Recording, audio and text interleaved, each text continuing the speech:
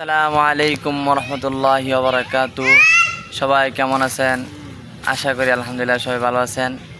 আমরাও আলহামদুলিল্লাহ ভালো আছি।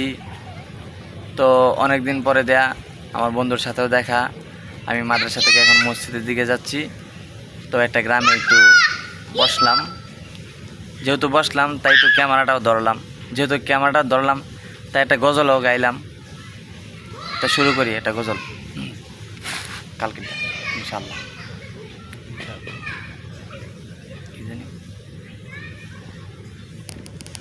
अब याद न आओ रहने दो, तुम रूठ चुके दिल टूट चुका। अब याद न आओ रहने दो, इस महफिल गम में आने की ज़हमत न उठाओ रहने दो।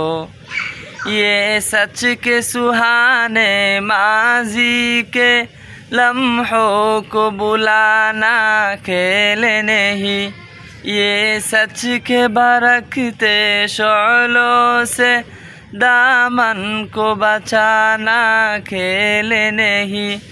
रसते हुए दिल के जख्मों को दुनिया से छुपाना खेल नहीं, और आगे नजर से जल्लों की तहरीर मिटाना खेल नहीं।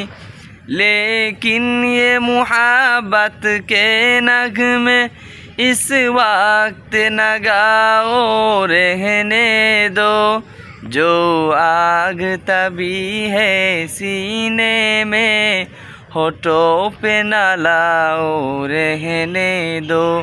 तुम रूठ चुके दिल टूट चुका, अब याद न आओ रहने दो, इस महफिल गम में आने की ज़हमत न उठाओ रहने दो।